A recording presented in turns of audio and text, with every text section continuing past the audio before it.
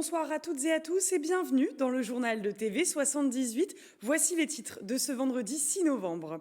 L'actualité, c'est bien sûr la crise sanitaire. Nous ferons le point avec la directrice départementale de l'ARS Île-de-France, Marion Sinali, sur la situation du département face au Covid-19.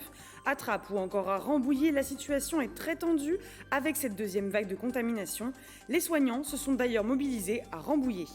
Et la région Île-de-France faisait un point presse ce matin avec ce nouveau confinement. Elle a annoncé plusieurs nouvelles mesures pour les cantines, le déploiement du numérique et le dépistage du Covid-19 dans les lycées.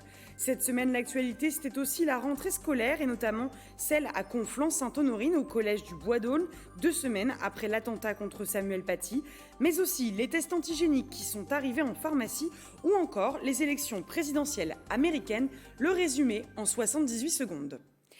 L'information du jour, c'est évidemment le Covid-19. Les Yvelines, tout comme l'ensemble de l'Île-de-France, subissent de plein fouet la deuxième vague. Célia Gatsongo a reçu à ce sujet Marion Sinali, directrice départementale Yvelines de l'ARS d'Île-de-France. Alors bonsoir Marion Sinali. Merci d'être avec nous. Bonsoir. D'abord, quelle est la situation précisément et en chiffres dans les Yvelines face au Covid-19 ? Alors, hier soir, dans les Yvelines, nous étions à 627 patients hospitalisés au total, dont 73 patients en réanimation, ce qui correspond à un taux d'occupation des lits de réanimation de 85,9%. Nous dénombrions 683 décès en établissement de santé et 622 décès en EHPAD. En termes d'incidence, le taux d'incidence dans les Yvelines dépasse maintenant les 465 pour 100 000 habitants et on a un taux de positivité à 23%, ce qui est assez inquiétant également pour notre département, mais pour l'entièreté de la région Île-de-France, c'est les taux d'incidence dans les différentes tranches d'âge, puisque il y a encore quelques semaines, ça concernait les tranches d'âge les plus jeunes, et maintenant on voit que la dynamique du virus s'est déployée sur l'ensemble des tranches d'âge, et on a une incidence qui est particulièrement forte chez les plus de 65 ans. Et ces chiffres correspondent aux services médicaux publics et privés ? Oui, tout à fait, tout à fait. Peut-on dire aussi que l'on est dans la même situation qu'au printemps dernier dans les hôpitaux ? Alors non, la situation est même plus compliquée qu'au printemps dernier, parce qu'en réalité, au printemps dernier, nous avions totalement déprogrammé le reste des interventions, alors qu'aujourd'hui, nous déprogrammons sur différentes phases. Nous avons constitué une doctrine de réponse de l'offre de soins sur ce rebond épidémique, et on avait demandé aux établissements de santé de pouvoir travailler par palier et en fonction de la circulation du virus, de pouvoir déprogrammer par palier. Aujourd'hui, le fin octobre précisément, le directeur général de l'ARS Île-de-France a déclenché le palier 3 et a donc demandé à tous nos établissements de santé publics et privés d'atteindre l'objectif de 1775 lits de soins continus d'ici aujourd'hui, donc la fin de la semaine, pour pouvoir absorber l'ensemble des malades de Covid qui arrivent. Il faut dire que sur ces 1775 lits de réa qu'on demande aux établissements, il faut ajouter les malades, les autres malades qui eux ne peuvent pas attendre sur d'autres interventions que le Covid.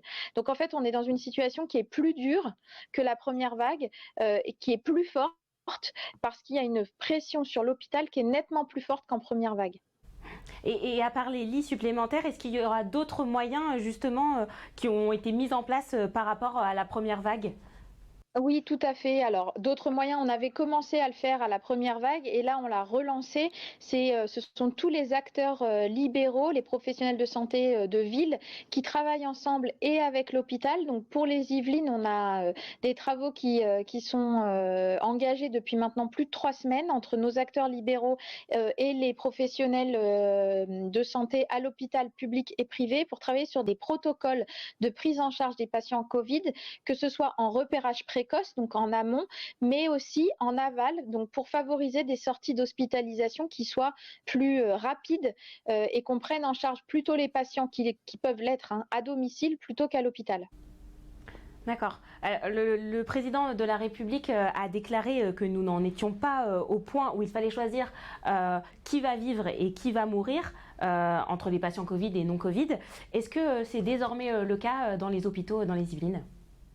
Non, on n'en est pas du tout à ce point-là, pas du tout, mais c'est vrai qu'on est très vigilant, qu'on a une grosse pression, particulièrement dans les Yvelines, avec des hôpitaux qui sont sursaturés pour reprendre leurs termes, mais il y a un certain nombre de dispositifs qui sont mis en place. Il y a notamment une régulation régionale des lits d'hospitalisation, mais aussi des lits de réanimation, qui permet en fait aux hôpitaux des Yvelines d'aller de faire prendre en charge des patients Covid qui doivent être hospitalisés dans d'autres hôpitaux de la région pour pouvoir leur permettre de redonner un peu de souffle le temps qu'on ouvre des lits supplémentaires.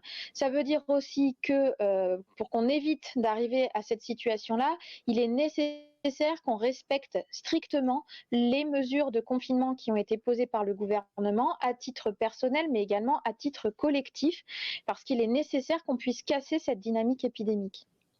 Merci Marion Sinali d'avoir été avec nous. Et pour prendre justement un exemple concret, l'hôpital privé de l'Ouest parisien situé à Trappes est dans une situation, lui, très tendue. Selon les chiffres communiqués par la communication de l'établissement, le taux d'occupation des lits en réanimation est de 100%. Cela veut donc dire que les 9 lits dont dispose l'hôpital sont occupés et donc qu'il n'y a plus de place. En tout, ce sont 15 personnes qui sont actuellement à l'hôpital à cause du Covid-19. L'établissement a donc dû reporter des interventions. 30% des patients qui étaient prévus en hospitalisation complète ont été déprogrammés et actuellement le centre hospitalier reporte également 30% de l'activité endoscopique. Au centre hospitalier de Rambouillet, la situation est également très complexe. Jeudi, une mobilisation à l'appel de la CGT et de Force ouvrière, FO, a rassemblé une 50aine de personnes devant l'établissement. Elle dénonçait l'épuisement du personnel face à la deuxième vague de Covid, mais également une différence de traitement dans le Ségur de la santé pour le personnel soignant à domicile. 183 €. C'est la somme que les soignants du service de soins infirmiers à domicile, SSIAD, du centre hospitalier de Rambouillet réclament. À l'appel de la CGT et de Force ouvrière, une 50aine de personnels s'est réunie jeudi devant l'hôpital pour montrer leur mécontentement. Cette somme correspond à l'augmentation que le personnel hospitalier a reçue en cette fin d'année 2020 dans le cadre du Ségur de la santé. Seul bémol, le SSIAD en a été exclu. Si nous sommes là aujourd'hui, c'est pour se mobiliser pour le SIAD qui a été victime du Ségur, qui n'aura pas d'augmentation, lui, contrairement à tout le reste de l'établissement. Voilà, elle se mobilise chaque jour au domicile pour maintenir les patients chez eux. Et voilà. Mes collègues aides-soignantes ont dû aller en renfort pendant la première vague à l'EHPAD du centre hospitalier de Rambouillet, à l'EHPAD d'Ably. Et là, on faisait bien partie du centre hospitalier de Rambouillet. Et là, on n'en fait plus partie. Une colère d'autant plus importante que la deuxième vague de Covid-19 est bien là et que le personnel soignant est une nouvelle fois mis à contribution. Selon la CGT, 9 lits sur 16 en réanimation seraient occupés par des patients Covid. Il y a des endroits où ça devient tellement tendu qu'on ne peut plus s'arrêter, ne serait-ce que pour se mobiliser, mais c'est une situation qui est très critique dans l'ensemble des services hospitaliers du département et du pays. À croire que la première vague n'a pas servi de leçon, parce que c'est toujours aussi chaotique, mais avec des personnels de plus en plus exposés, de plus en plus épuisés, et donc forcément des personnels de plus en plus touchés. Le centre hospitalier de Rambouillet est un exemple parmi tant d'autres. Dans les Yvelines, au 6 novembre 2020, 627 patients sont hospitalisés, dont 73 en réanimation. Comme pendant le premier confinement, les collectes de sang sont autorisées, elles sont maintenues et les maisons du don sont ouvertes durant toute la période de ce deuxième confinement. Pour plus de facilité et pour respecter les contraintes sanitaires, les dons du sang se déroulent sur rendez-vous. Pour s'inscrire, même à la dernière minute, précise l'établissement français du sang, c'est sur leur site internet ou l'application Don du sang. Pour donner votre sang, il vous suffira d'avoir sur vous l'attestation de déplacement dérogatoire sur laquelle vous cocherez la 4e case assistance aux personnes vulnérables. Et plus de 3500 élèves et 1000 personnels ont été testés positifs dans l'éducation nationale en France. C'est ce qu'a déclaré le ministre de l'Éducation Jean-Michel Blanquer. Dans les Yvelines, aucun établissement secondaire n'est actuellement fermé, mais Valérie Pécresse, présidente de la région Île-de-France, a annoncé ce vendredi plusieurs mesures pour aider les lycées à affronter cette deuxième vague de Covid-19. Les précisions d'Astrid Bergère. Des mesures supplémentaires pour les lycées franciliens. Valérie Pécresse a proposé des aménagements possibles pour les cantines. Si le lycée reste en jauge complète, nous proposons des demi-jauges adaptées pour les cantines, avec la possibilité de commander pour la moitié des élèves des paniers repas et de les faire déjeuner, soit dans des classes qui seront ensuite ultérieurement nettoyées par les agents de la région, soit dans des locaux temporaires. Des recrutements d'agents ont eu lieu depuis septembre, 240 en supplément et 200 autres en remplacement d'agents malades ou cas contacts. Aussi, la région offre la possibilité à chaque lycée d'avoir recours à l'intérim. Autre point important, la poursuite du déploiement du numérique.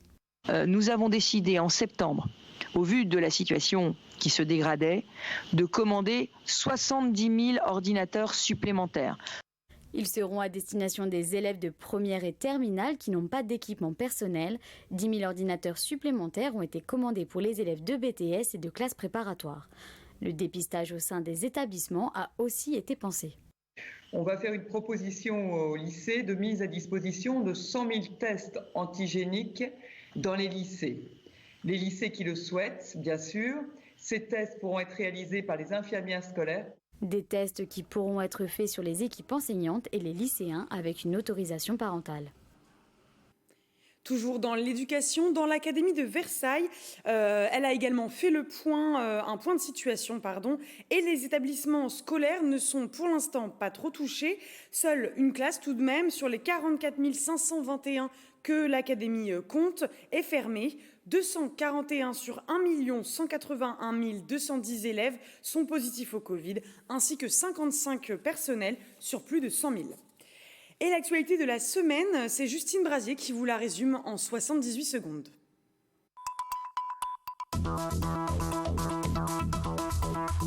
Mardi à Conflans-Sainte-Honorine, les élèves ont fait leur rentrée au collège du Bois d'Aulne. Ils étaient accueillis par niveau tout au long de la journée. 18 jours après l'assassinat de Samuel Paty, l'émotion était toujours présente. Une minute de silence a été observée en son hommage. En France, le port du masque est devenu obligatoire dès 6 ans. Les parents d'élèves ont été prévenus de cette nouvelle mesure jeudi 29 octobre. Plusieurs communes yvelinoises ont décidé d'aider les familles en fournissant des masques aux enfants. Les tests antigéniques sont disponibles en pharmacie depuis le 2 novembre. Objectif, désengorger les laboratoires. Les pharmaciens ont répondu présents pour cette nouvelle mission. Plus rapide que le PCR, le test est disponible gratuitement et sans rendez-vous. En économie, la région Île-de-France a présenté hier son plan de mobilisation pour l'emploi. Il vise à soutenir les 790 000 demandeurs d'emploi catégorie A de la région. Elle proposera notamment 10 000 places de formation en e-learning. Le télétravail à nouveau généralisé pour ce deuxième confinement. Le gouvernement recommande d'y avoir recours massivement. Les entreprises saint-quentinoises se sont très vite adaptées. Et puis les élections présidentielles américaines ont débuté mardi 3 novembre. L'événement oppose le candidat républicain Donald Trump au démocrate Joe Biden. Les Américains yvelinois ont pu voter par correspondance. Les résultats devraient être connus dans les jours qui viennent.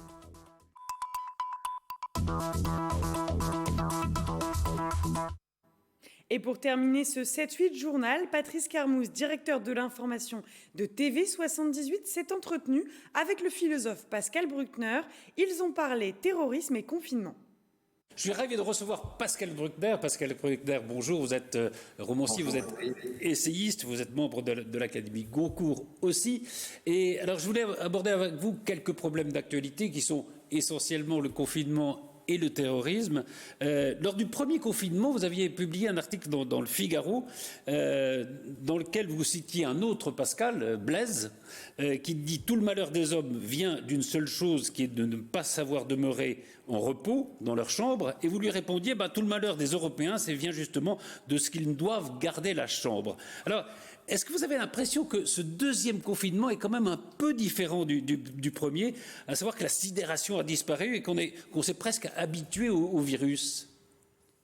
On s'est habitué à la posture de l'enfermement, Mais je crois qu'il y a malheureusement une connotation un peu plus désespérée dans ce deuxième confinement parce que nous n'avons plus l'espoir d'en sortir.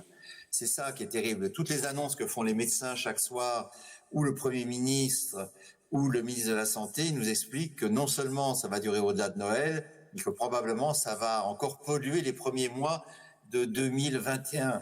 Et donc, sauf si on trouve un vaccin ou un remède, nous voilà condamnés à garder la chambre assez longtemps. Et ça, c'est vrai que c'est très déprimant. Et vous avez l'impression qu'on peut imposer cette sorte de vide, au fond, qu'est le confinement, très longtemps à des peuples? Ou qu'il va y avoir peut-être des réactions compliquées? Il y a déjà des réactions, mais il faut faire un arbitrage entre la liberté et la sécurité. Et je remarque qu'il y a beaucoup dans les médias, et notamment dans le showbiz, des fiers à bras, des matamors qui nous expliquent qu'il faut braver l'ordre public. Mais s'ils se retrouvent demain à l'hôpital dans des services de réanimation encombrés, je ne suis pas sûr qu'ils auront la même bravoure médiatique, la bravoure de plateau de télévision qu'ils ont aujourd'hui. Il faut arbitrer. Que voulons-nous? Est-ce qu'on accepte de vivre à demi ou à moitié pendant pratiquement un an, avec l'espérance de retrouver ensuite une certaine indépendance d'allure et de mouvement. C'est ça qu'il faut voir. Il faut arbitrer. Lors du premier confinement, de la première crise, enfin du virus, on avait entendu beaucoup de gens, Edgar Morin par exemple, dire que le coronavirus allait ouvrir le chemin d'un monde nouveau. On entend beaucoup moins ce discours aujourd'hui. Est-ce que d'abord il n'était pas un peu utopique et est-ce que parce qu'aujourd'hui on voit que la réalité au fond elle n'est pas si drôle que ça et que ça ne construit pas un monde nouveau ce virus? Mais non, beaucoup de gens un peu cafards ou nihilistes pensaient que nous allions aller vers la décroissance. Oui. Et que ça allait être merveilleux, qu'on allait sauver la Terre et réduire l'homme à une sorte d'animal peu producteur de gaz à effet de serre. Et puis les gens se sont rendus compte que la décroissance, c'est épouvantable, c'est horrible, c'est la fin de tout ce qui fait le sel de la vie, et que le monde nouveau, c'était le monde d'avant, en pire.